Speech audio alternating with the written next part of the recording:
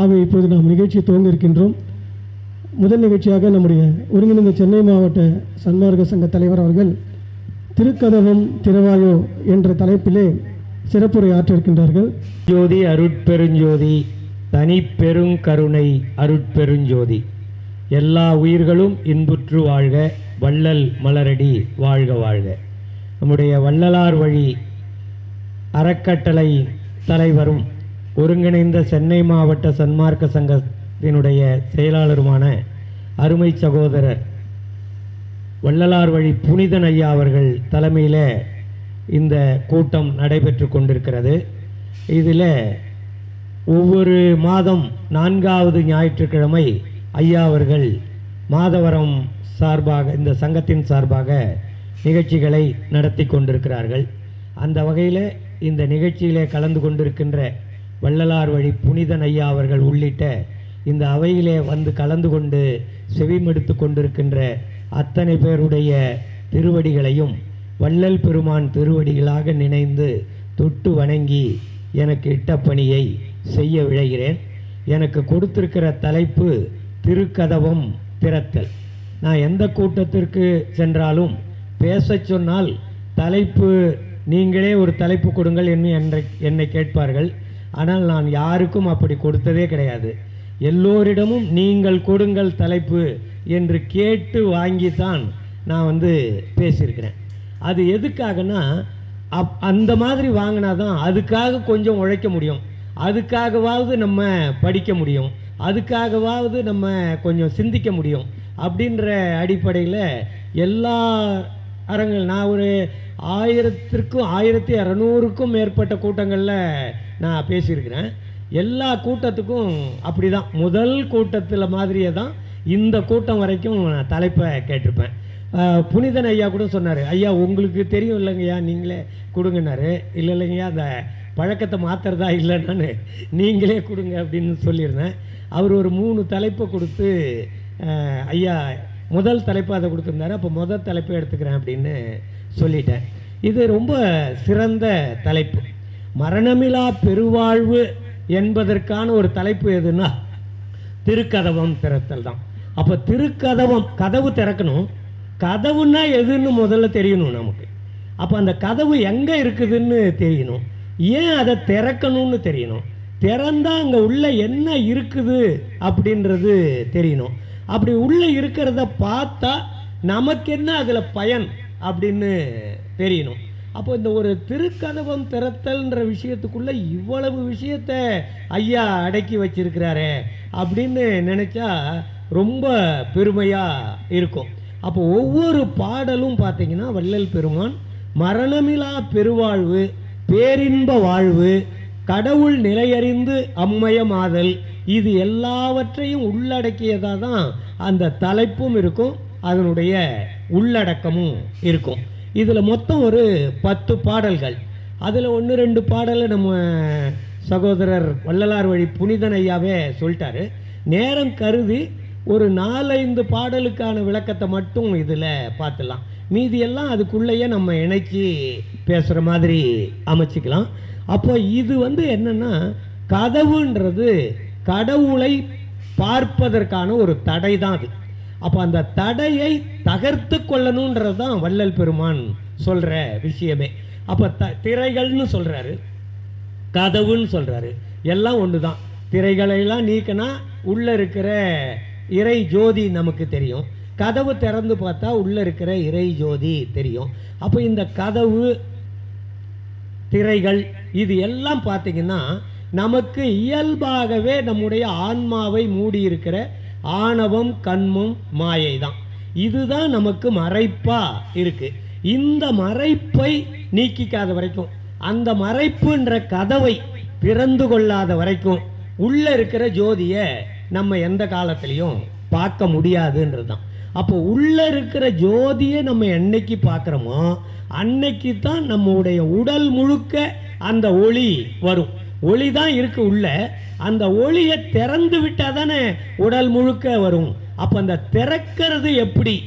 திருக்கதவம் திறத்தல். அப்போ இந்த திறக்கிறது எப்படின்றத பற்றியும் ஏன் திறக்கணுன்றதை பற்றியும் வள்ளல் பெருமான் இதை சொல்கிறார்.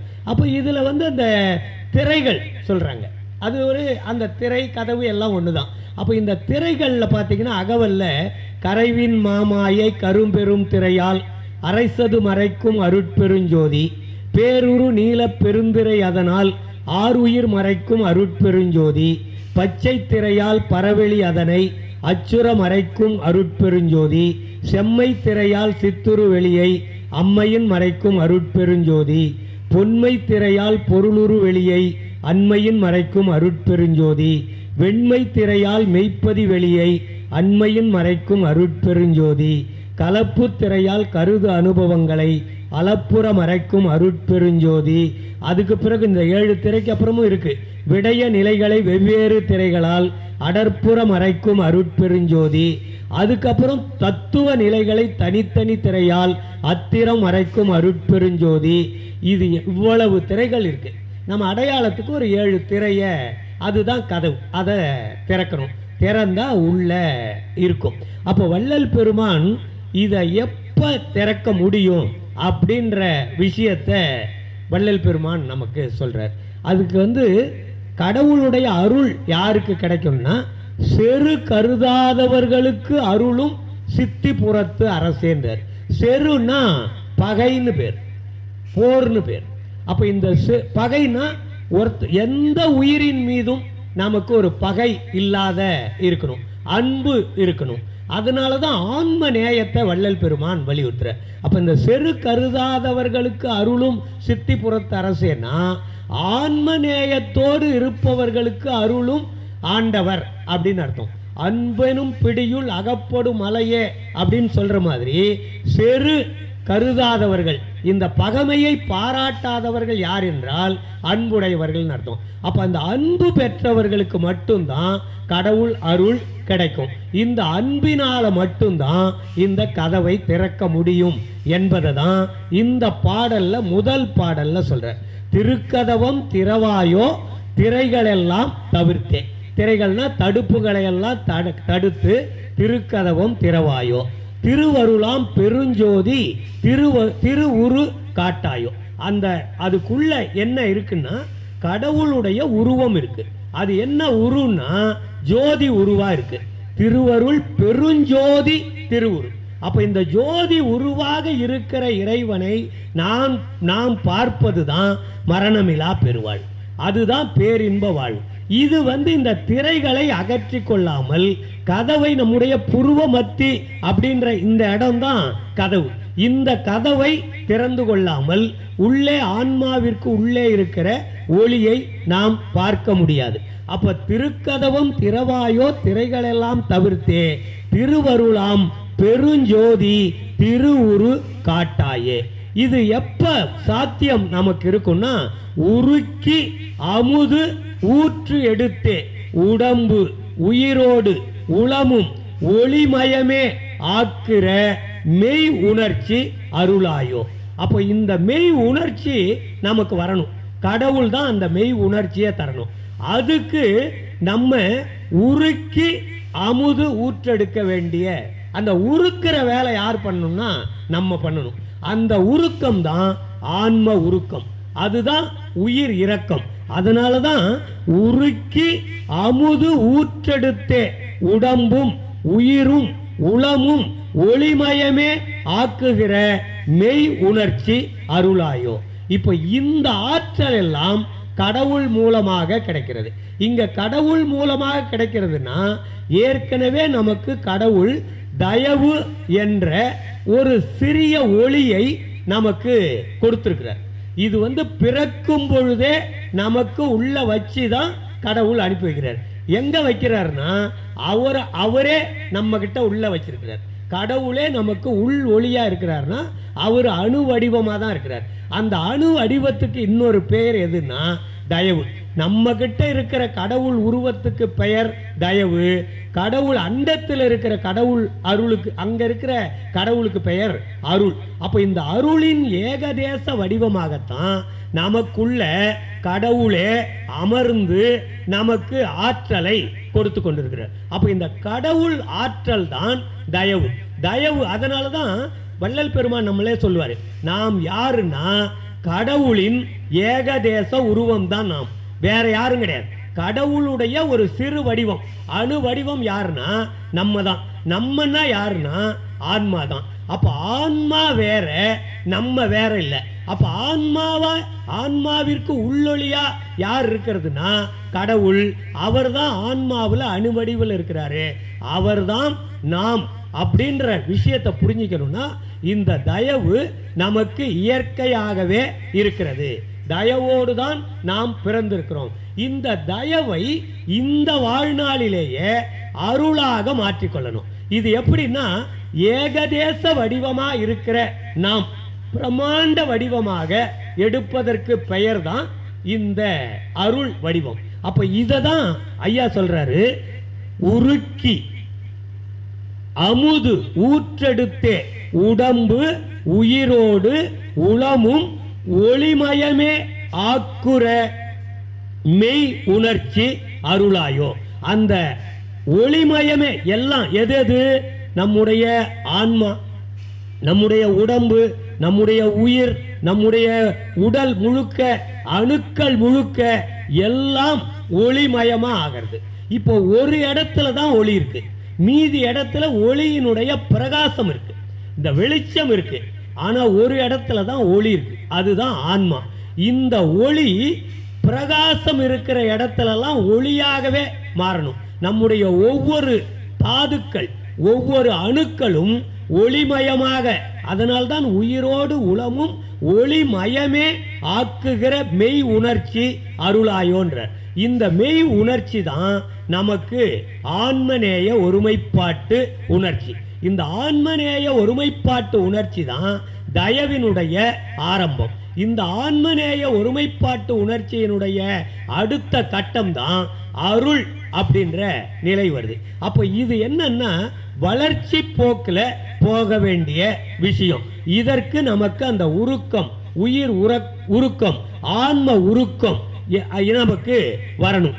அதுக்கு தான் கடவுள்கிட்ட கேட்கிறார், கருக்கருதா தனி வடிவோய் நின்னை என்னுட்கலந்தே கங்குல் பகலின்றி என்றும் கழித்திட செய்யாயோ.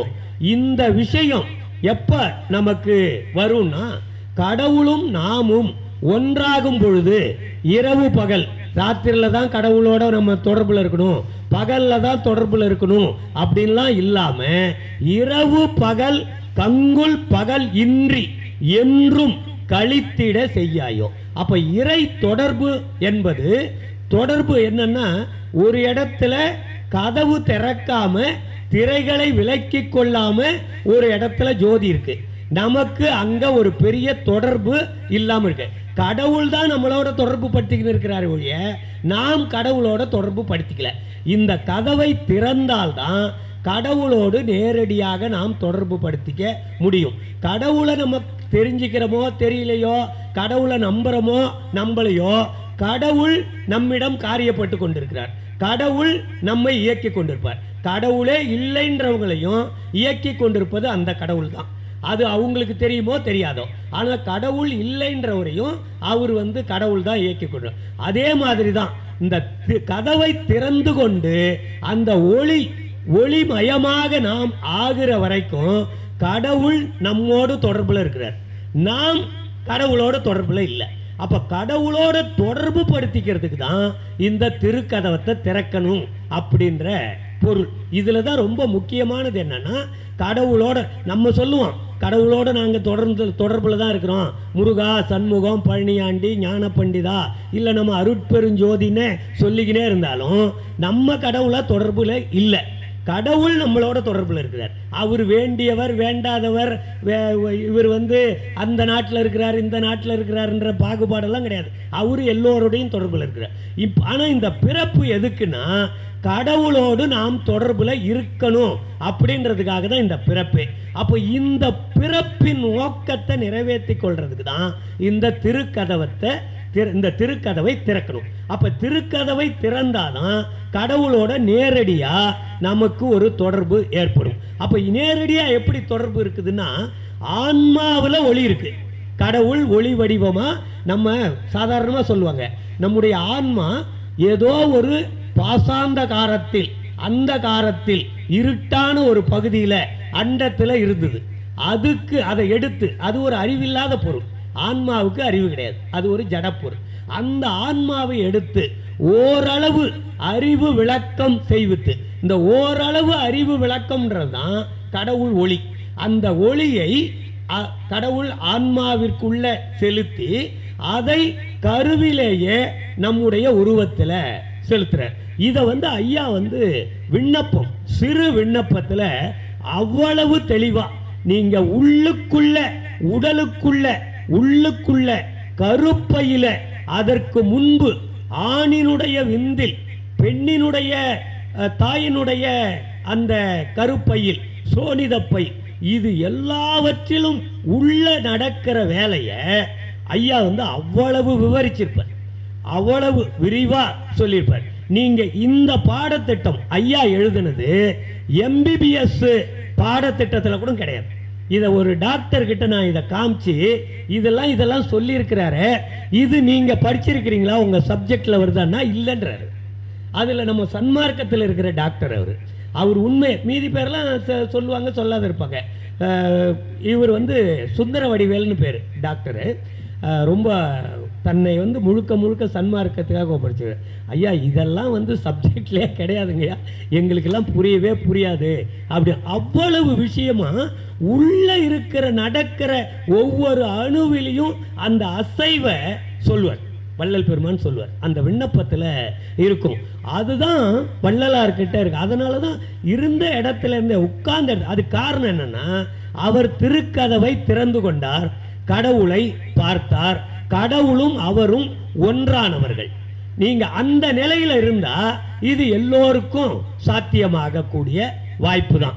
இது எப்ப நடந்ததுன்னா, விண்ணப்பம் எழுதுனதெல்லாம் பார்த்தீங்கன்னா 1871 இருந்து 1873 இருக்கிற காலகட்டத்தில் தான் வள்ளலார் எழுதியிருக்கிறார். நீங்க அதுக்கு முன்னாடி வள்ளலார் சொன்ன விஷயம் அதுக்காக தப்பா சொல்லிட்டாருன்னு அது சொல்ல முடியாது. நமக்கு பக்குவம் வரவழைக்கிறதுக்கு நம்மள மாதிரியே சிந்திச்சு, நமக்காகவே சிந்திச்சு சொன்ன மாதிரி இருக்கும். அதுக்கப்புறம் 1870 முழுக்க முழுக்க அறிவியல் பூர்வமாக ஒரே ஒளி வடிவத்தை மட்டுமே சொல்ற விஷயமா வல்ல. அதனால தான் வேற எதை வேணாலும் நீங்க மறுத்துடலாம். நீங்க அவர் கைப்பட எழுதின அகவலை மறுக்க முடியாது, அவர் கைப்பட எழுதின விண்ணப்பத்தை மறுக்க முடியாது. வேற எதை வேணாலும் மறுக்கலாம். விண்ணப்பத்தில் இல்லாத செய்தியை யாராலையும் சொல்ல முடியாது, அகவல்ல இல்லாத செய்தியை யாராலையும் சொல்லுவோம். நீங்க எல்லாத்தையும் சொல்லிக்கின்னு இருப்பாங்க, அதுல இப்படி இருக்கலாங்க, அப்படி இருக்கலாம், அதெல்லாம் கூட நம்ம ஏத்துக்கலாம். ஆனா இந்த ரெண்டையும் வச்சுக்கின்னு விவாதிச்சோம்னா இதுக்கு மறுப்பு சொல்றதுக்கு யாராலையுமே முடியாது. அதுக்கு என்னன்னா, நம்ம கடவுளோட தொடர்பு வச்சுக்கணும். அப்ப தொடர்பு நம்ம வச்சிருக்கிற விஷயத்துக்கு தான் இது. திருக்கதவம் திறவாயோ திரைகளெல்லாம் தவிர்த்தே, திருவருளாம் பெருஞ்சோதி திரு உரு காட்டாயோ, உருக்கி அமுது ஊற்றெடுத்தே, உடம்பு உயிரோடு உளமும் ஒளிமயமே ஆக்குற மெய் உணர்ச்சி அருளாயோ, கருக்கருதா தனி வடிவோய் நின்னை எண்ணுட்கலந்தே கங்குல் பகலின்றி என்றும் கழித்திட செய்யாயோ. கடவுளை பார்த்து சொல்றாரு, கருக்கருதா பிறவி அதாவது மரணமில்லா பிறவி இல்லா, மரணமும் கிடையாது பிறவியும் கிடையாது. அதை கரு அப்படின்ற விஷயத்துக்கே இடம் கிடையாது கடவுளுக்கு. அப்படிப்பட்ட நிலையில் இருக்கிற ஒரு தனித்தன்மை வாய்ந்த வடிவாக இருக்கிற இறைவா, உன்னோடு நான் கலந்தே இரவு பகல் வேறுபாடு இன்றி என்றும் கழித்திட செய்யாயோ, செரு கருதாதவருக்கு அருளும் சித்தி புறத்தரசே. இந்த செரு அப்படின்ற பகை உணர்ச்சி நம்முடைய மனதில் இல்லாமல் இருந்து பகைக்கு பதிலாக அதற்கு ஆல்டர்னேட்டாக இருப்பது அன்பு. அன்பையே முழுமையாக மனதிலே நிறுத்தி கொண்டவர்களுக்கு இந்த திருக்கதவத்தை திறப்பது என்பது மிக எளிதானது என்பதைத்தான் இந்த பாடல் வழியாக வள்ளல் பெருமான் சொல்றார். அடுத்த பாடல் இன்னொன்னு, மணிக்கதவம் திறவாயோ மறைப்பையெல்லாம் தவிர்த்தே. இந்த மணி கதவம் இருக்கே, இந்த கதவு அப்படின்றதே வள்ளல் பெருமான் என்ன சொல்றாரு? ஆணவம், கண்மம், மாயை தான். இது நம்மை பீடித்திருக்கிற, நம்மை கடவுள் பக்கம் போகாமல் தடுக்கிற, இல்ல கடவுளுடைய தரிசனத்தை பார்க்க முடியாமல் தடுக்கின்றது எதுனா இந்த ஆணவம், கண்மம், மாயை தான். அப்ப இதுதான் நம்மளை கடவுளை நினைக்க விடாம, கடவுளை பார்க்க விடாம, இந்த கதவை திறக்க விடாமல் பார்த்து கொள்ளுவது எதுனா ஆணவம், கண்மம், மாயை தான். இதுக்கு தான் பல பேர் கோபம், காமம், மோகம், மதம், உலோபம், ஆச்சரியம் அப்படின்னு பேர் வச்சுக்கலாம். மனம், புத்தி, சித்தம், அகங்காரம்னு பேர் வச்சுக்கலாம். ஆணவம்ன்ற பேர் வச்சுக்கலாம், திமிர்னு வச்சுக்கலாம், செருக்குன்னு வச்சுக்கலாம். எவ்வளவு பேர் இருக்குதோ, என்னென்ன கெட்ட பழக்கம், தீய பழக்கங்கள் இருக்கோ, இது எல்லாத்துக்கும் சேர்த்து ஒரு முதன்மையா ஒரு 3 பேர் எதுன்னா ஆணவம், கண்மம், மாயை. இந்த 3 தான் ரொம்ப பார்க்கறதுக்கு. நீங்க பார்த்தீங்கன்னா வெளிநாட்டு பொருள்லாம் நம்ம வாங்கிறதுக்கு போவோம். காசி செட்டி ஸ்ட்ரீட்லேயும் கிடைக்கும், பர்மா பஜார்லேயும் கிடைக்கும். நீங்கள் போய் பார்த்தீங்கன்னா பர்மா பஜாரில் பார்த்தீங்கன்னா நிறைய டூப்ளிகேட்டு பொருள் கிடைக்கும். இது எல்லாருக்கும் தெரிஞ்சது தான். இது அவங்களுக்கும் தெரியும், வாங்குறவங்களுக்கும் தெரியும். புதுசாக முதல் தடவை போய் வாங்கி ஏமாந்துட்டாங்கன்னா அடுத்த தடவை போக மாட்டாங்க. ஆனால் பார்த்தீங்கன்னா ஒரிஜினலை விட ரொம்ப அழகாக இருக்கும், ரொம்ப அழகாக இருக்கும். நீங்கள் இதை டூப்ளிகேட்டுன்னு சொன்னால் யாரும் நம்பவே மாட்டாங்க. இது எல்லாம் டெல்லியிலே செய்கிறாங்க. டெல்லியில் செய்து தான் இது அந்த அட்டைப்பெட்டி முதல் கொண்டு நம்ம ஊர்லேயே தயார் பண்ணி, இந்த அட்டைப்பெட்டியை பார்த்தீங்கன்னாவே இந்த அட்டைப்பெட்டியை திறந்தா தானே அது உள்ளே இருக்கிறத எடுக்க போகிறோம். இந்த அட்டைப்பெட்டியை அவ்வளவு அழகாக இருக்கும். அது மாதிரி தான் இந்த கதவு அவ்வளவு அழகாக இருக்கும். இந்த கதவை திறக்கிறதுக்கே மனசு வராது. மணிக்கதவம்ன்றார்.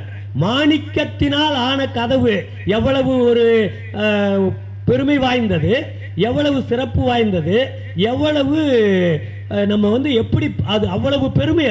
அதை சொல்லி மாளாது. அப்படிப்பட்ட கதவு எதுக்கு இருக்குதுன்னா அப்படிப்பட்ட கதவா இருக்கு.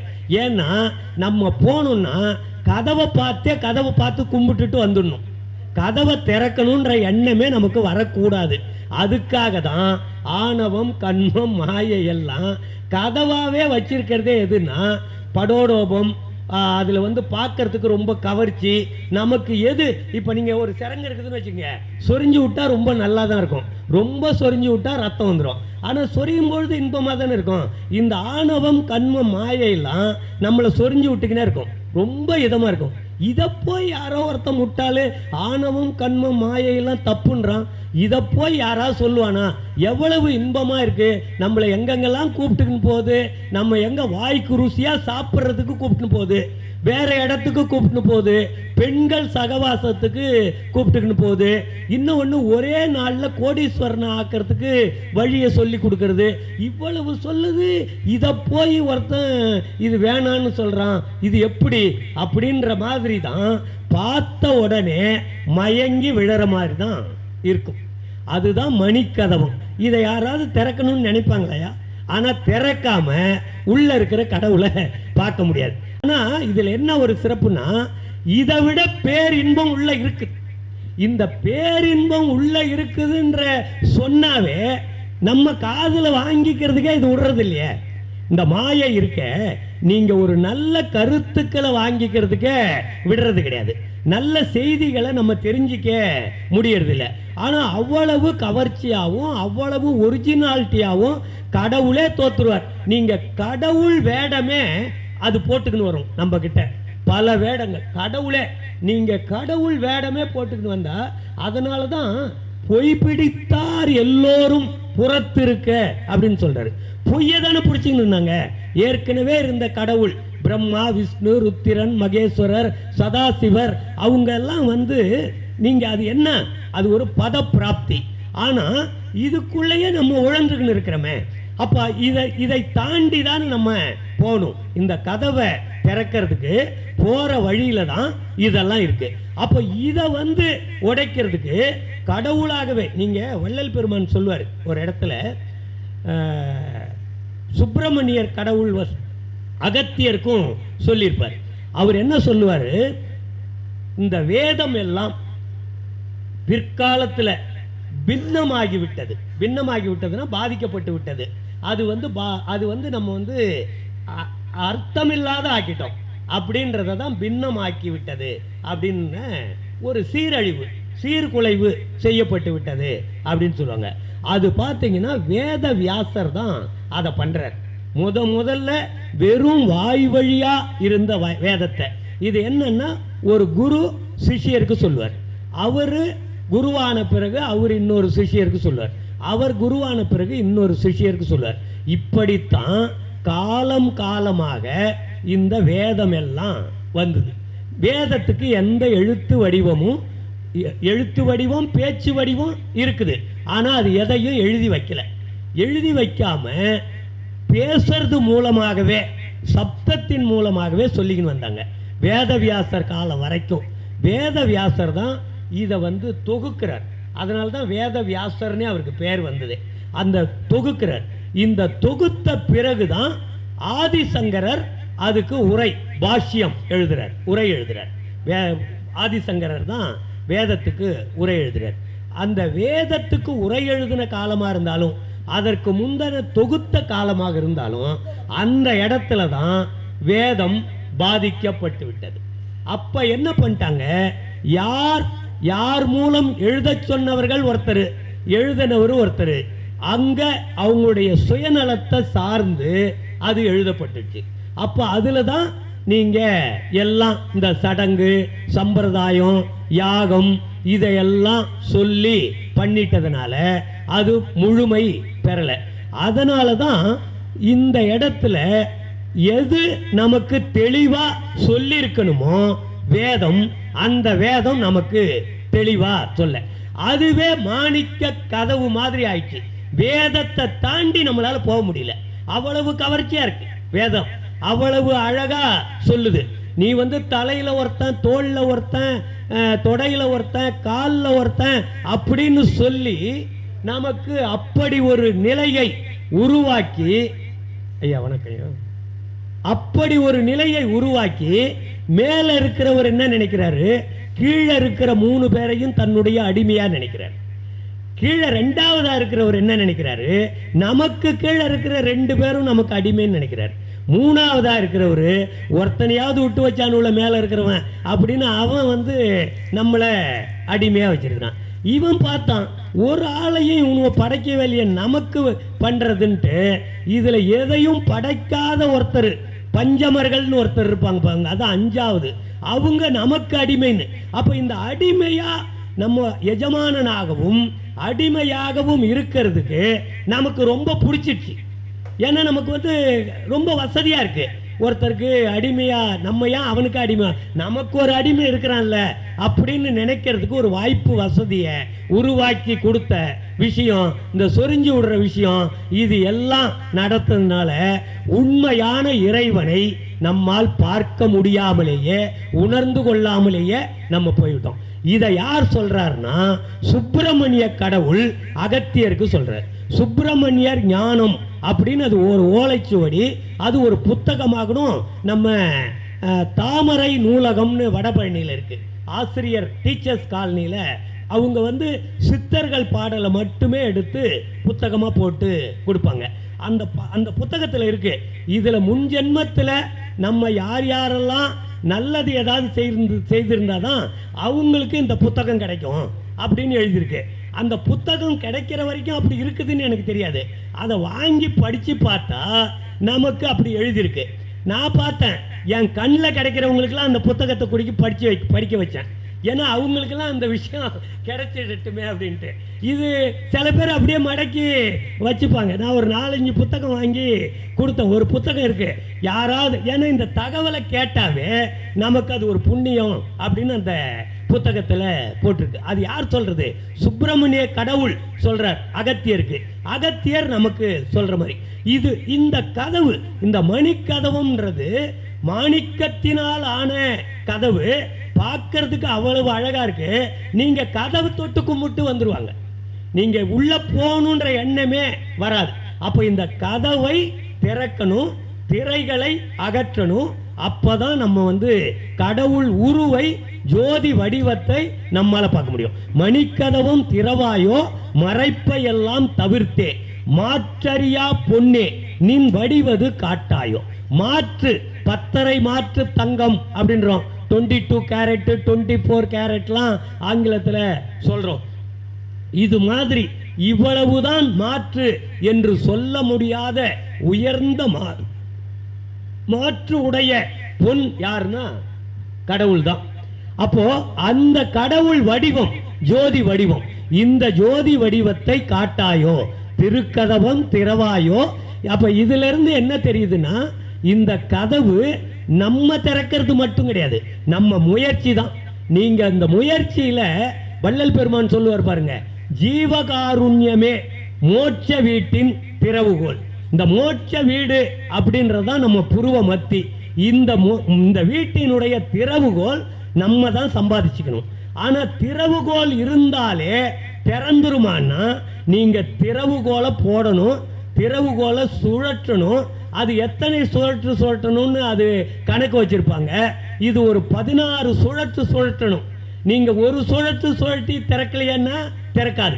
16 சுழற்றினா அது திறக்கும். திறந்து அவர் முடிவு பண்ணணும். இந்த 16 திறக்கிறதுக்கான ஆற்றல் நமக்கு கொடுக்கணும். இந்த சரியை கிரிய யோகம் ஞானத்தை கடக்கணும். அப்ப கதவு திறக்கும். இந்த கதவு திறக்கிறது. அதனால்தான் மணிக்கதவும் திறவாயோ. கடவுள்கிட்ட கேட்கிறார், நீ திற மறைப்பை எல்லாம் தவிர்த்தே. கதவு ஒரு மறைப்பு. இந்த 7 திரைகள் 8 திரைகள் 9 திரைகள் இன்னும் கேட்டீங்கன்னா அது அனந்த திரைகள்ன்றார், எண்ணிக்கையே இல்லாத திரைகள்ன்றார் ஒரு அளவு. ஆனால் இந்த 7 திரையை நீக்கிட்டாவே மீதி திரையெல்லாம் தானா நீங்கிடும்ன்றதுனால நமக்கு இந்த 7ல் கவனம் செலுத்தினாவே போதுன்றதான். மாற்றறியா பொன்னே நின் வடிவது காட்டாயோ கணிக்கறியா பெருநிலையில் என்னோடு நீ கலந்தே.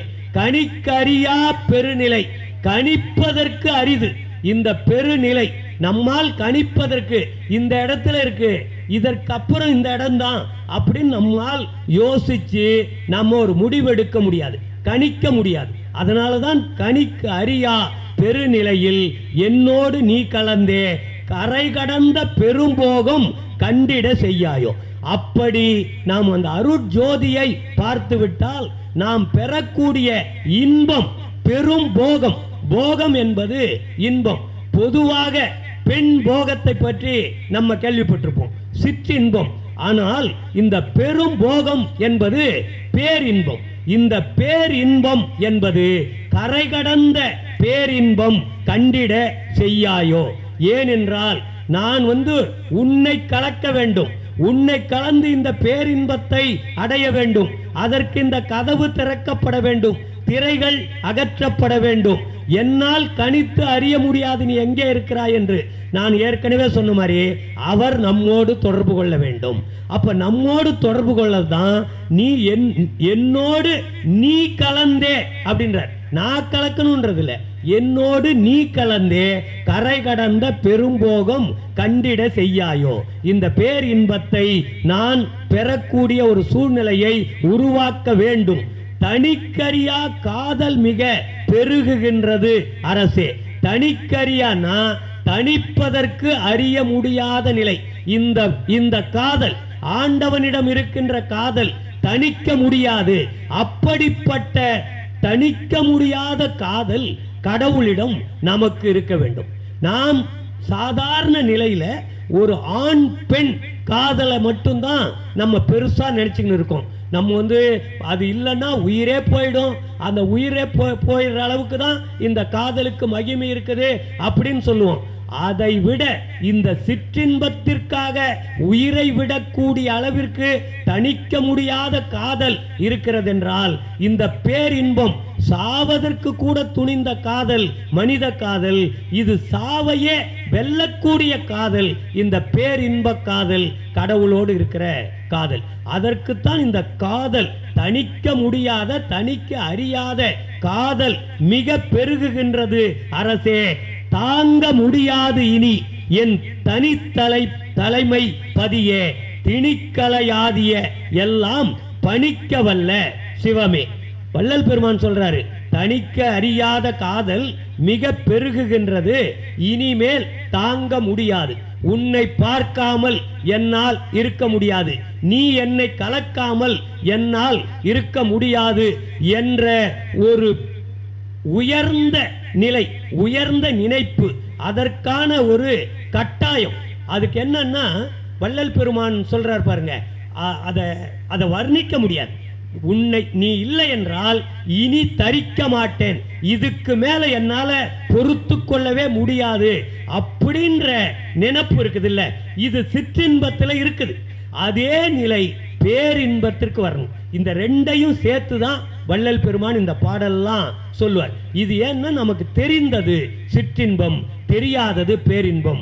இதுதான் எப்படி இந்த மனித தேகம் கடவுளுடைய ஏகதேச வடிவமோ அதே போன்றுதான் பேரின்பம் என்பதனுடைய ஏகதேசம் தான் சிற்றின்பம். இந்த சிற்றின்பத்திலிருந்து நாம் பெறக்கூடிய அனுபவம் இறை அனுபவத்தை பெறுவதற்கான வாய்ப்பாக இந்த அனுபவத்தை பெற்றுக்கொள்ள வேண்டும் என்பதற்காகத்தான் வள்ளல் பெருமான் தாங்க முடியாது இனி என் தனித்தலைமை பதியே திணிக்கலையாதிய எல்லாம் பணிக்க. திணிக்கலையாதியன்னா நம்மோடு திணிக்கப்பட்டுள்ள 96 கலைகள் நம்ம உடல்ல இருக்கு. இதுதான் திணிக்கலையாதிய எல்லாம் பணிக்க. அதை வேலை வாங்குவது யாருன்னா அந்த ஆற்றல் எங்க இருக்குன்னா கடவுளுக்கு தான் இருக்குது.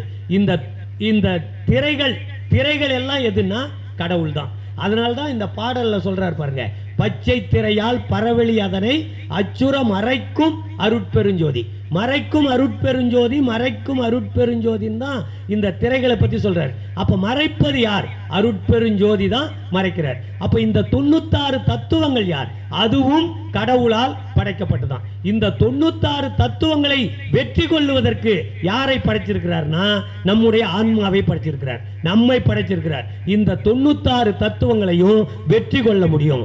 அப்படி திணிக்கலையாதிய எல்லாம் பணிக்க வல்ல சிவமே, அதை வேலை செய்ய வைக்கக்கூடிய ஆற்றல் உள்ள சிவமே, சித்த சிகாமணியே, என் திருநட நாயகனே என்று வள்ளல் பெருமான் இந்த பாடல்ல சொல்லுவார். அப்ப மணிக்கதவம், மாணிக்க கற்களால் ஆன கதவு இருக்கிறது என்பதற்காக நாம் அதை திறக்காமல் விட்டுவிடக் கூடாது. மாணிக்க கற்கள் விலை மதிக்க முடியாத அளவில் இருக்கும், பார்ப்பதற்கு கவர்ச்சியாக அழகாக இருக்கும், மோகத்தை செலுத்தக்கூடியதாக இருக்கும், காதலை செலுத்தக்கூடியதாக இருக்கும். அதற்காக அந்த கதவை திறக்காமல் விட்டுவிடக் கூடாது. இதை திறந்து கொண்டு உள்ளே செல்ல வேண்டும். வள்ளல் பெருமானாரிடம் மன்றில் ஆடும் கடவுளிடம் நாம் மன்றாட வேண்டும், நாம் அவனிடம் சரணாகதி அடைய வேண்டும். எந்த வகையிலாவது அதற்கு தகுதி படைத்தவர்களாக நாம் மாறிக்கொண்டால் இந்த மணிக்கதவத்தை பார்த்து பராக்கு பார்த்து கொண்டிருக்க வேண்டியதில்லை, அந்த கதவு திறக்கும் என்பதை இதுல சொல்லுவார். அடுத்தது இன்னொரு 2 பாடலோட முடிச்சலாமா? அடுத்தது 5வது பாடல். இறந்து இறந்தே இழைத்ததெல்லாம் போதும், இந்த உடம்பே இயற்கை உடம்பாக அருள் இன்னமுதம் அளித்து என் புறம் தழுவி அகம் புணர்ந்தே கலந்து கொண்டு என்னாலும் பூரணமாம் சிவபோகம் பொங்கியிட விழைந்தேன். பிறந்து இறந்து பொய்கதியை பெற நினைந்து ஏமாந்த பேதையர் போல் என நினையேல் பெரிய திருக்கதவம் திறந்து அருளி அணைந்திடுவாய் சிற்சபை வாழ் அரசே சித்த சிகாமணியே என் திருநட நாயகனே அப்படின்றது இந்த பாடல்.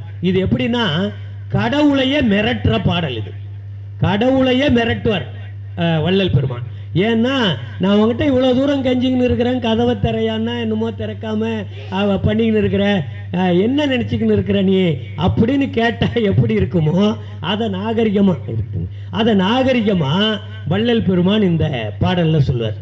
அதில் என்ன சொல்கிறாரு, நம்ம ஏற்கனவே தற்காலத்தில் வணங்கி கொண்டிருக்கின்ற கடவுள்கள் இந்த இப்போ இறந்து போனால் என்ன பதவி சொல்கிறோம்?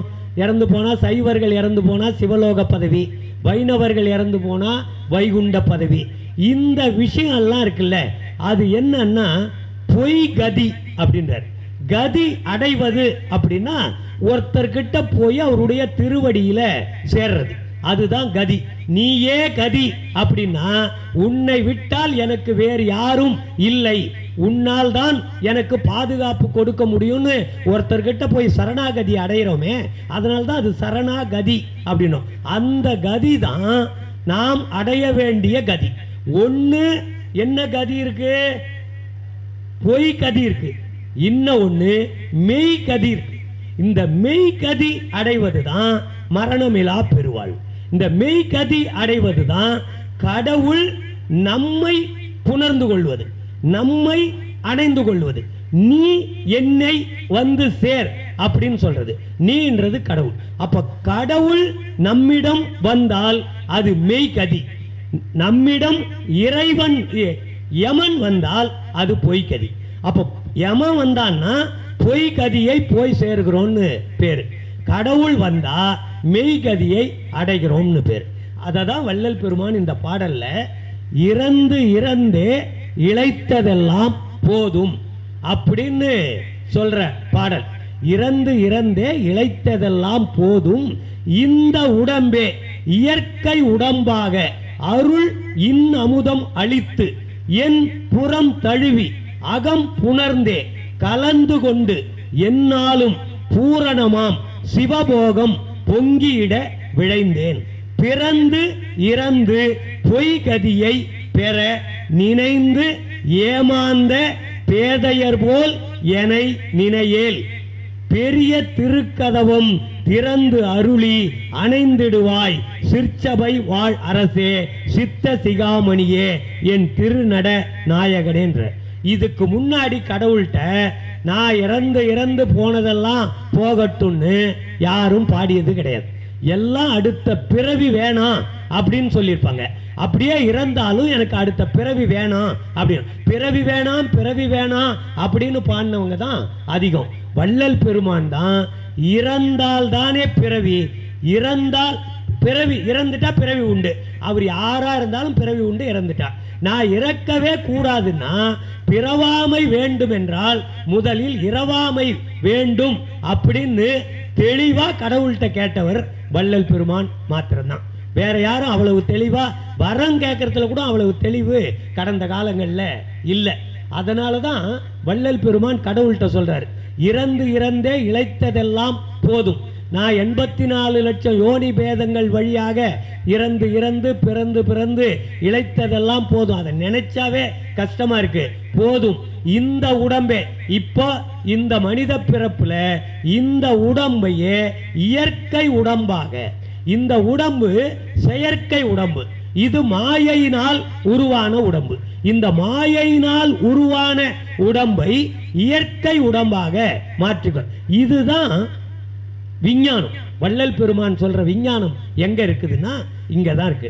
என்ன விஞ்ஞானம்? ஆக்கப்பட்ட பொருள் எதனையும் அழிக்கவே முடியாது, வேறு ஒரு பொருளாக மாறும். இறந்துறதுனாலேயே நாம் அழிக்கப்பட்டு விட்டோம்னு பொருள் அல்ல, ஆனால் இது வேறு ஒரு பொருளாக மாறுது. புதைச்சா என்ன ஆகுது? புழுக்களா மாறுது. நம்ம கிட்ட இருக்கிற தசவாயுக்கள் பிரபஞ்சத்தில் இருக்கிற தசவாயுக்களோட சேர்ந்துரும். நம்ம கிட்ட இருக்கிற சப்த தாதுக்கள், இந்த தாதுக்கள் மண்ணில அதனுடைய தாது பொருளா கலந்துரும். நம்ம கிட்ட இருக்கிற அத்தனை பொருளும் கால்சியத்திலிருந்து எல்லாமே அந்தந்த பொருளோட போய் சேர்ந்துரும். அப்ப இந்த பொருள் வேறொரு பொருள் ஆயிடுது. எரிச்சிங்கன்னா சாம்பல் ஆயிடும். ஒண்ணு நீருகின்றார், இல்லைன்னா மண்ணாகி நாறுகின்றார். அப்ப ரெண்டு விஷயம்தான். ஒரு உடம்ப இயற்கை உடம்பாக ஆக்கிக்கலன்னா ஒன்னு மண்ணாயிட்டு நாரும், இன்னும் ஒண்ணு எரிச்சு திருநீரா ஆயிடும். இப்ப இந்த ரெண்டு விஷயம்தான் நடக்கும். இதற்கு தான் இப்ப வேற ஒரு பொருளா அது மாறிடுச்சு. ஆனா இந்த பொருளையே உயிரோட இருக்கும் பொழுதே இயற்கை உடம்பாக மாற்ற முடியும் அப்படின்றதுக்கு தான் வள்ளல் பெருமான் இந்த அறிவியல் உண்மையை சொல்ற. இந்த அறிவியல் உண்மைதான் சுத்த இந்த தூல தேகத்தை சுத்த தேகமாக மாற்றிக்கொள்ளுதல். இந்த உள்ள இருக்கிற சூட்சும தேகத்தை பிரணவ தேகமாக மாற்றிக்கொள்ளுதல். அதற்கும் உள்ளே நம்முடைய ஆன்மாவாக இருக்கிற அந்த இடம் காரண தேகமாக இருக்கிறது. அந்த காரண தேகத்தை ஞான தேகமாக மாற்றிக்கொள்ளுதல். அப்ப ஞானமாக ஆக்கிக் கொள்ளுதல் என்பது ஒளியாக ஆக்கிக் கொள்ளுதல். வெளிச்சம் தானே, அறிவுன்றதே வெளிச்சம் தான். அப்போ இந்த ஞானம் என்பது அறிவு வெளிச்சம், அதுதான் ஜோதி. இன்னொன்னு பிரணவம் என்பது ஒளி சப்தம். ஒளியாகவும் ஒளியாகவும் இந்த உடலை மாற்றிக்கொள்ளுதுதான் இயற்கை உடம்பாக மாற்றிக்கொள்ளுதல். இந்த சுத்த தேகம் அப்படின்றது தான் இந்த தத்துவங்களை வெற்றி கொள்றது. நீங்க ஆகாரம் அறை, உறக்கம் வீசம், அரைக்கால், மைதுனம் வீசம், பயம் பூஜ்யம் இருக்கு. இந்த நாளையும் பயம் எப்படி பூஜ்யமாக இருக்கிறதோ அதே போன்று மைதுனத்தையும் பூஜ்யமாக இயல்பாக மாறணும். அதே மாதிரி உறக்கம் பூஜ்யமாக இயல்பாக மாறணும். அதே போன்று பசி, அந்த சாப்பாடு, அதுவும் நமக்கு தேவைப்படாத நிலை ஏற்படுது. இப்ப நீங்க சாப்பிட்றதுனால தான் உறக்கம் வருது, சாப்பிட்றதுனால தான் காமம் வருது, சாப்பிட்றதுனால தான் பயம் வருது. இது எல்லாமே அடிப்படை விஷயம் பார்த்தீங்கன்னா சாப்பாட்டில் தான் இருக்கு. இந்த சாப்பாட்டை தேடுதல் சம்பந்தமாக, சாப்பாடை பிறருக்கு கொடுக்கறது சம்பந்தமா, அதை உள்வாங்கிக்கிறதுக்கு சம்பந்தமாக தான் எல்லாமே வருது. இந்த நாளையும் பூஜ்யமாக ஆக்கி கொள்ளும் பொழுது எப்பன்னா இந்த பயிற்சியிலையும் இந்த தத்துவங்கள்ல இருந்து கோபம் காமம் இதையெல்லாம் குறைக்க குறைக்க இந்த நிலை. இதைத்தான் வள்ளல் பெருமான் இறந்து இறந்தே இழைத்ததெல்லாம் போதும், இந்த உடம்பே இயற்கை உடம்பாக அருள் அமுது அளித்து, இந்த அமுது அருள் அமுதத்தை, அந்த அருள் இயற்கை உடம்பாவதற்கு நமக்கு தேவைப்படுகிறது. இந்த அருள் தான் நமக்கு ஞானமாக இருக்கிறது. அருள் அமுதமாக நமக்கு உள்ளே இருந்து அமுதம் சுரக்கக்கூடிய இடங்கள் என்று வள்ளல் பெருமான் சொல்லியிருக்கிற இடங்கள்ல அதற்கான வாய்ப்புகள் இருக்கு. இதற்கான அந்த வழிவகையோடு செல்லும் பொழுது அதற்கு எல்லாவற்றிற்கும் வாய்ப்பு இருக்கு, 100% இருக்குது. இந்த உடலை மாற்றிக்கொள்ள முடியும் அப்படின்னு. இது ஒரு 10-15 ஆண்டுகளுக்கு முன்னாடி ஒரு திரைப்படம் வந்தது. அதுல ஒரு கதாநாயகிய கடத்தி வச்சுட்டு மூளையினுடைய செல்களுக்கு அந்த செல்களை ஆக்டிவேட் பண்ணுவாங்க. இந்த செல்கள் ஆக்டிவேட் ஆக ஆக அவங்களுடைய மூளையினுடைய வளர்ச்சி அதிகமாகி அவங்களுடைய செயல்திறன் அதிகமாகுது. ரொம்ப செயல்திறன் அதிக ஆன உடனே அங்க அந்த பொண்ணை காணும், அந்த பொண்ணு மறைஞ்சிச்சு. இது வள்ளல் பெருமான் சொல்ற அந்த கருத்தின் அடிப்படையில், அந்த வள்ளல் பெருமானாரா அவங்களுக்கு தெரியாது, அந்த ஆங்கில படம் எடுத்தவங்களுக்கு வள்ளல் பெருமான் தெரியும். ஆனால் வள்ளல் பெருமான் நம்ம அகவல்ல மூளை மடலெல்லாம் மலர்ந்தன சாகா நிலை சாத்தியம் என்பதற்காக ஒரு பாடல் அகவல்ல கடைசியா வரும். அது அவ்வளவும் நான் முதல்ல சன்மார்க்கத்துக்கு வர்ற புதுசுல படிச்சா இது செத்து போறதை பத்தி தான் சொல்றாரு போல இருக்குது வள்ளலார் நான் நினைச்சுக்கினேன். ஆனா சாகா நிலையை சொல்ற பாடல் அது. தோலெல்லாம் குழைந்திட சூழ் நரம்பு அனைத்தும் மேலெல்லாம் கட்டவை விட்டு விட்டு இயங்கிட, அதனுடைய கட்டு அது எல்லாம் போயிடுது. என்பெல்லாம் நெக்கு நெக்கு இயலிடை நெகிழ்ந்திட, எலும்புன்றது ரொம்ப ஸ்ட்ராங்காக இருந்தால் தான் இந்த உடலே நேராக நிற்கும், இல்லைன்னா அது நெகிழ்ந்திடன்றார், எலும்பு நெகிழ்ந்து போயிடும். மென்புடை தசையெல்லாம் மெய்யுற தளர்ந்திட, இந்த மென்மையான தசையெல்லாம் மெய்யுற தளர்ந்திட. இதுக்கப்புறம் ரத்தமே நம்ம உடம்புல இருக்காதுன்ற, ரத்தம் அனைத்தும் உள் இறுகிட, சுக்கிலம் நம்முடைய விந்து இந்த சுக்கிலம் உரத்திடை பந்தித்து ஒரு திரள் ஆயிட. அங்க விந்துக்கு இடமில்லை, ரத்தத்திற்கு இடமில்லை, ரத்தம் அனைத்தும் உள் இறுகிட. மடல் எல்லாம் மூளை. இப்ப நீங்க ரத்தமே இல்லைன்னா இது சுத்த தேகமா எப்படி இருக்கும்? ரத்த ஓட்டம் இல்லைன்னா இது ஒரு தேகமாக இருக்குமா அப்படின்னு கேட்கிறவங்களுக்கு பதில் கீழே வருது. ரத்தம் அனைத்தும் உள் இறுகிட, சுக்கிலம் உரத்திடை பந்தித்து ஒரு திரள் ஆயிட, மடல் எல்லாம் மூளை மலர்ந்திட. இந்த மூளையில மடல்கள் நீங்க பார்த்தீங்கன்னா பெரிய விஞ்ஞானிகளே ஒரு 3% 4% தான் மூளையில் இருக்கிற பகுதியை பயன்படுத்துறாங்க. ஐன்ஸ்டீன்லாம் பார்த்தீங்கன்னா 4% உள்ளதுதான் பெரிய விஞ்ஞானிய. அப்போ ஒரு விஞ்ஞானியே 4% பயன்படுத்துறாருன்னா நம்ம எத்தனை சதவீதம் பயன்படுத்துவோம்? அப்போ மக்கள் இப்போ இதை பயன்படுத்த இதனுடைய ஆற்றல். அதனால தான் வள்ளல் பெருமான் சொல்றாரு, சரியையில் ஞானத்தில் சரியை, ஞானத்தில் கிரியை, ஞானத்தில் யோகம், ஞானத்தில் ஞானம் அப்படின்ற நிலை தான் மடலெல்லாம் மூளை மலர்ந்திட. அந்த ஞானத்தில் ஞானம் பெறும் பொழுது இன்றைக்கு நமக்குள்ள இருக்கிற ஐயப்பாடுகள் இல்லாமல் போகும். இன்னைக்கு இருக்கிறத வச்சுக்கினே நாம் ஏட்டுக்கல்வியில படித்ததை வைத்துக்கொண்டே நாம் இதுதான் சரி என்று முடிவெடுத்து பேசிக்கொண்டிருக்கிறோமே, அந்த நிலை தவறு அப்படின்றத நம்ம புரிஞ்சுக்கோ. அதுதான் வள்ளல் பெருமான் சொல்றாரு, மடலெல்லாம் மூளை மலர்ந்திட.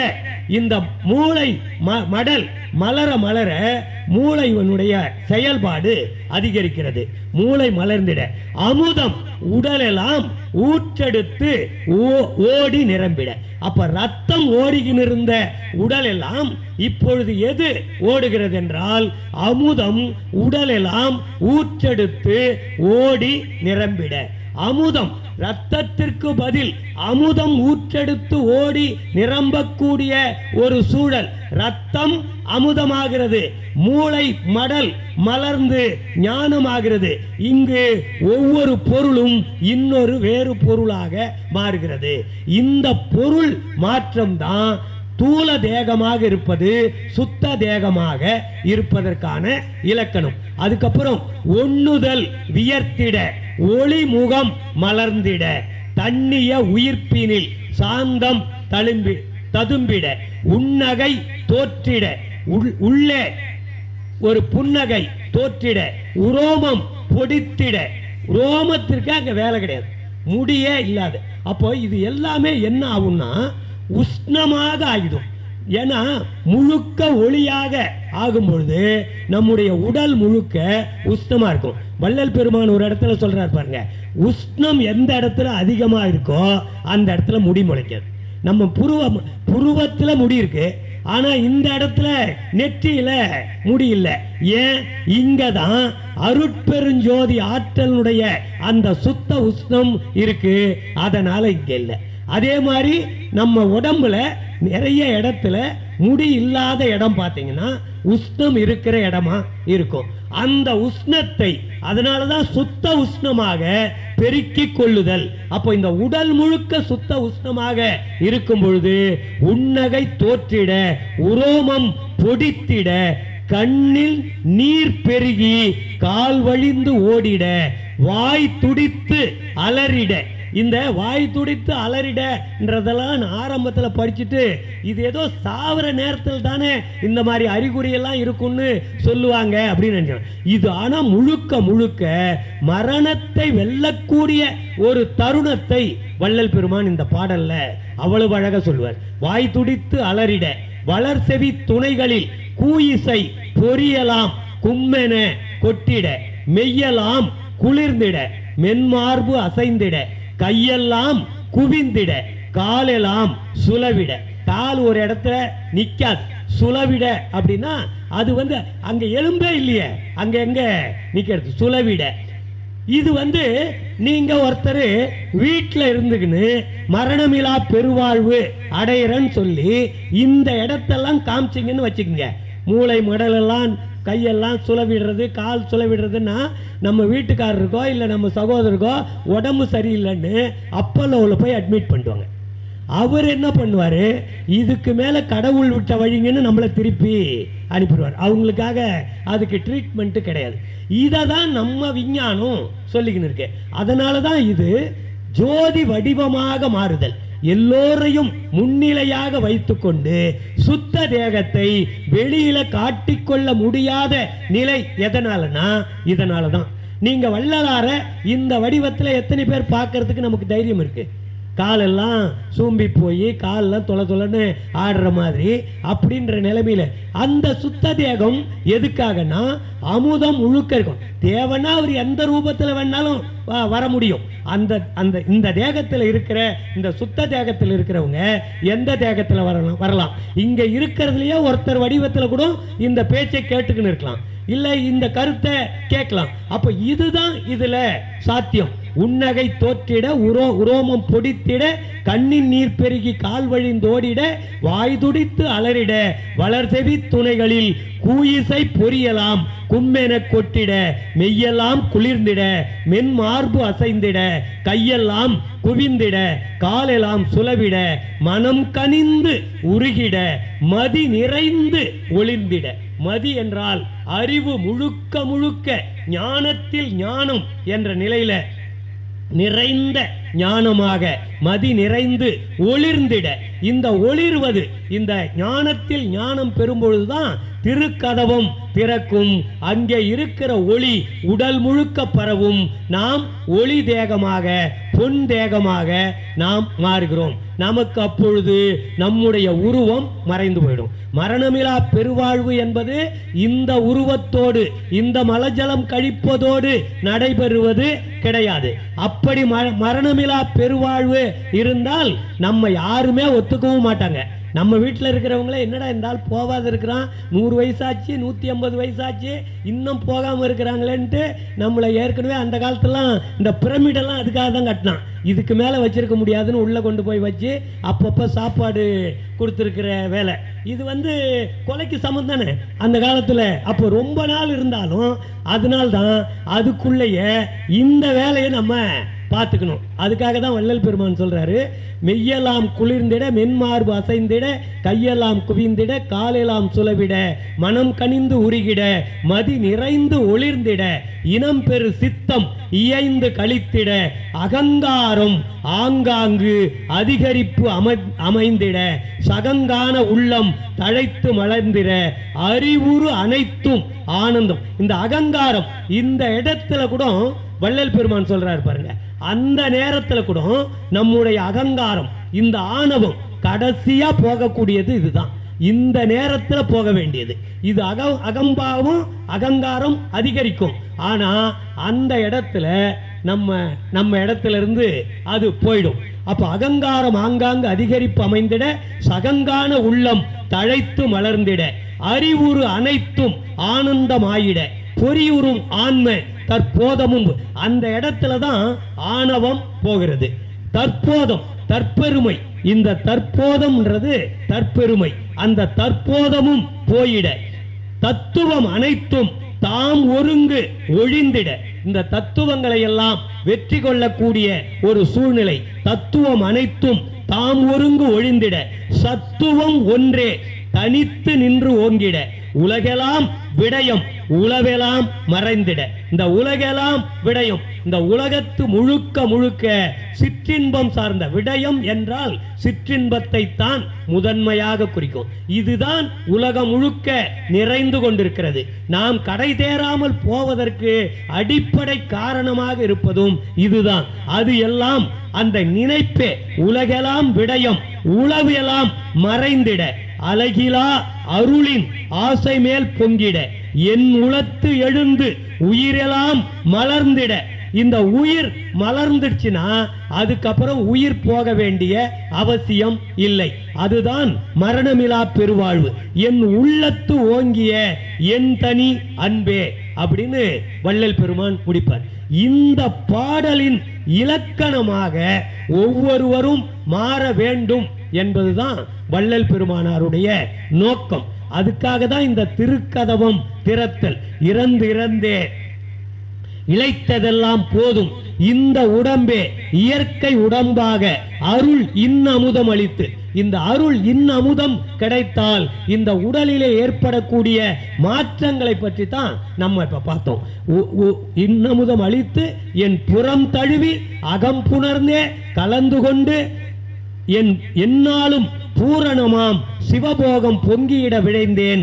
பிறந்து இறந்து பொய் கதியை பெற நினைந்து ஏமாந்த பேதையர் போல் என்னை நினையேல். நான் பிறந்து இறந்து பொய் கதியை, சிவலோக பதவியையோ வைகுண்ட பதவியையோ அடைவேன் என்று நினைத்தாயோ? நினையேல். அப்படி நினைக்கிறதா இருந்தா நீ நினைக்காதே. நான் பொய் கதியை பிடிப்பதற்காக வந்தவன் கிடையாது. உனக்கே தெரியும், நான் உன்னுடைய கதியை, நீதான் எனக்கு கதி, உன்னை பெறவே நான் வந்தேன். பிறந்து இறந்து பொய் கதியை பெற நினைந்து எனக்கு முன்னால் பல பேர் ஏமாந்த பேதையர்கள் இருந்தார்கள். அவர்கள் போல் என்னை நினைத்து விடாதே என்று கடவுள்கிட்ட வள்ளலார் சொல்றார். நினையேல் பெரிய திருக்கதவம் திறந்து அருளி அணைந்திடுவாய். நீ என்னை அணைந்து கொள். நீ அணைந்து கொண்டால்தான் அருள் எனக்கு பூரணமாக கிடைக்கும் என்று இந்த பாடல்ல சொல்வார். இன்னும் ஒரு பாடலுடைய சுருக்கத்தை மட்டும் பார்த்து, இந்த பாடல் கூட வேணும்னு நினைக்கிறேன். ஐயா கூறுகின்ற சமயம் சொன்னீங்க நீங்க இந்த பாடல்ல, கூறுகின்ற சமயமெல்லாம் மதங்கள் எல்லாம் பிடித்து கூவுகின்றார், பலன் ஒன்றும் கொண்டறியார், வீணே நீருகின்றார், மண்ணாகி நாறுகின்றார். அவர் போல் நீடுலகில் அழிந்துவிட நினைத்தேனோ, நிலைமேல் ஏறுகின்ற திறம் விளைந்தேன் ஏற்றுவித்தாய். அங்கே இலங்கு திருக்கதவும் திறந்து இன்னமுதம் அளித்தே தேறுகின்ற மெய்ஞான சித்தி உற புரிவாய் சித்த சிகாமணியே என் திருநட நாயகனே. இந்த மெய்ஞானம் உற புரிவாய். தேறுதலுக்குன்னா உய்வு பெறுவதற்கு, கடவுள் நிலை அறிந்து அம்மயம் ஆவதற்கு எனக்கு வாய்ப்பை உருவாக்குகின்ற வேலையை நீ செய்ய வேண்டும் என்று கடவுள்கிட்ட சொல்றார். இதற்கு மிகப்பெரிய தடை தான் சமயங்கள், மதங்கள், சாதி, நம்முடைய ஆணவம், கோபம், காமம், மோகம், மதம், உலோபம், மாச்சரியம். இது எல்லாம் தான் நாம் இந்த பொய் கதியை அடைவதற்கான காரணம். இது எல்லாவற்றையும் விட்டுவிட்டால் நாம் மெய்கதியை அடையலாம். இதையும் பிடித்து கொண்டால் இதையும் விட்டுவிட வேண்டும், இதை பிடித்து கொண்டால் அதை விட்டுவிட வேண்டும். ஆற்றிலே ஒரு கால் சேற்றிலே ஒரு கால் என்றால் பாதி கால் சுத்தமா இருக்கும், பாதி கால் அழுக்காதான் இருக்கும். அழுக்கா இருக்கிற வரைக்கும் புனிதமான இறைவனை நாம் அடைய முடியாது. இதைத்தான் வள்ளல் பெருமான் இங்கே நம்மை புனிதத்தன்மையை இல்லாதவர்களாக ஆக்குவது எது என்றால் கூறுகின்ற, நாம் இன்றைக்கு மிகுந்த பிரயாசையோடு மிகுந்த பெருமையோடு கூறிக்கொண்டிருக்கிறோமே, கூறுகின்ற சமயமெல்லாம் மதங்கள் எல்லாம் பிடித்து கூவுகின்றார். சமயங்களையும் மதங்களையும் நாம் அதற்கு ரசிகர் மன்றத்தை வைத்துக்கொண்டு அதை பின்பற்றி கொண்டிருக்கிறோம். அதனால் எந்த பலனாவது இதுவரை நடந்ததா என்றால் மரணம்தான் நடந்தது, கொலைகள் தான் நடந்தது. மத மாற்றம் அல்லது என்னுடைய மதம் தான் உயர்ந்தது, உன்னுடைய மதம் தாழ்ந்தது என்ற அந்த மனப்பான்மையின் காரணமாக மாற்று மதத்தினரை கொல்லுவது என்பது உலகம் முழுக்க நடந்தது.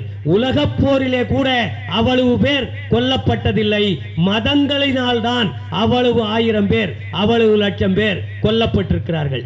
அதனால் தான் வள்ளல் பெருமான் இந்த மரணமிலா பெருவாழ்விற்கு மிகப்பெரிய தடை சமயம், மதம், வருணாசிரமம் எல்லாம் சொல்லியிருப்பார். கூறுகின்ற சமயம் எல்லாம் மதங்கள் எல்லாம் பிடித்து கூவுகின்றார். நாம் எல்லாம் அதுக்கு ஒரு வியாபார பொருள் ஆக்கி, இதை எங்க பொருள் தான் ரொம்ப சிறந்த பொருள், இதுல ஞாயிற்றுக்கிழமை ஆச்சுன்னா தள்ளுபடி உண்டு, வெள்ளிக்கிழமையில தள்ளுபடி உண்டு, தைப்பூசத்துக்கு தள்ளுபடி உண்டுன்னு நம்ம விற்பனை செய்து இருக்கிறோம். கூவுகின்றார், பலன் ஒன்றும் கொண்டறியார். பலன் என்றால் மரணத்தை வெல்லக்கூடிய திறன் எந்த மதத்திற்கு எந்த சமயத்திற்கு இல்லையோ அதனால் எந்த பிரயோஜனையும் கிடையாது. அது சொல்லி இருக்குதான்னா அதுவும் கிடையாது. எந்த மதத்திலேயும் எந்த சமயத்திலேயும் மரணத்தை வெல்லுவதற்கு வழி சொல்லப்பட்டிருக்கிறதா என்றால் சொல்லப்பட்டதில்லை. அவங்க சொன்னதெல்லாம் கோயிலுக்கு வரணும், சுத்தணும், குளத்துல குளிக்கணும், உண்டியல்ல காசு போடணும், தீபாராதனை காமிக்கணும், முடிஞ்சா தட்டில் போடணும், இல்லைன்னா சில பேர் தட்டில் கண்டிப்பா போட்டே ஆகணும் அப்படின்னு நமக்கு அறிவுரை சொல்றவங்கலாம் கூட நிறைய பேர் இருக்கிறாங்க. அப்படிப்பட்ட நிலையில நமக்கென்ன லாபம்? நாம் அதனால தான் அது வந்து பொய் கதியாக இருக்குது. இதில் இருக்கிறவங்க எல்லாம் என்ன ஆயிருக்கிறாங்க? கூவுகின்றார் பலன் ஒன்றும் கொண்டறியார், வீணே நீருகின்றார். நீருன்னா திருநீராயிடுறாரு, என்ன சாம்பல் ஆயிடுறாருன்னு அர்த்தம். எரிச்சிடுறாங்க, இறந்துடுறாங்க. எந்த மதமாக இருந்தாலும் எந்த சமயம் தான், ஒருத்தவங்க மதத்தில் எரிக்கிற பழக்கம் இருக்கும், சில பேருக்கு புதைக்கிற பழக்கம். எரிக்கிற பழக்கமாக இருந்தால் அவர் திருநீராயிடுவார், புதைக்கிற பழக்கமாக இருந்தால் நீருகின்றார், மண்ணாகி நாறுகின்றார். அவர் போல் நீடு உலகில் அழிந்துவிட நினைத்தேனோ, நிலை மேல் ஏறுகின்ற திறவிழைந்தேன். இதெல்லாம் பார்த்துட்டு இதே மாதிரி நான் நாறுவதற்கோ நீறுவதற்கோ தயாராக இல்லை, நான் அப்படி நினைக்கவில்லை. ஆனால் நீ நிலை மேல் ஏறுகின்ற திறம் விழைந்தேன், உன்னிடம் எனக்கு அந்த திறனை கொடு என்று நான் விரும்புகிறேன். அதே மாதிரி என்னுடைய விருப்பத்தின் மேல் அந்த அடிப்படையில் என்னை ஏற்றுவித்தாய். எந்த நிலை? 16 நிலை. இதுதான் மேல் ஏறும் வீதி. ஏறுகின்ற திறம் விழைந்தேன், ஏற்றுவித்தாய். ஈர் எண்ணிலை என இயம்பு மேல்நிலையில் பூரண சுகமாய் பொருந்து மெய்ப்பொருளே அப்படின்னு இந்த 16 நிலைகளுக்கு என்னை ஏற்றுவித்தாய். அங்கே இலங்கு, அங்கே இருக்கின்ற திருக்கதவு, அங்கேதான் அருட்பெருஞ்சோதி ஆலயம் இருக்கிறது, அங்கேதான் ஞான சபை இருக்குது, அதுதான் நம்முடைய புருவமத்தி. அங்கே இருக்கிற திருக்கதவு திறந்து அமுதம் அளித்தே. அப்படின்னா கடவுள் நமக்கு அளிக்கணும், அவர் கொடுக்கணும். இல்லை நான் பெற்றேன்ல, அவர் அளித்தேன்ற. அப்ப அவர் அளித்து தேறுகின்ற மெய்ஞான சித்தி உற புரிவாய்.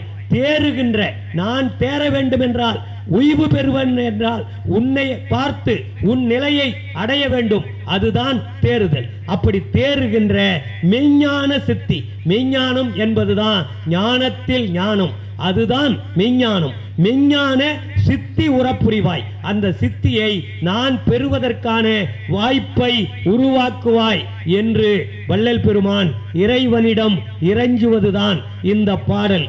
அதே போன்றுதான் வள்ளல் பெருமான்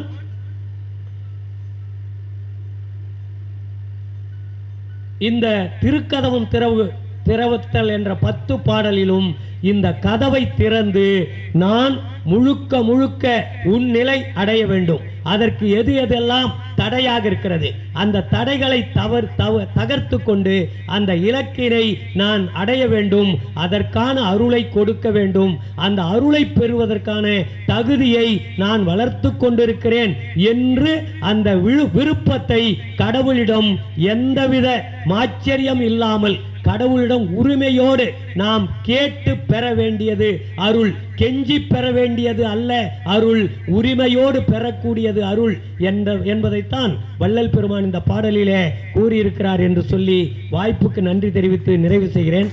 நன்றி, வணக்கம்.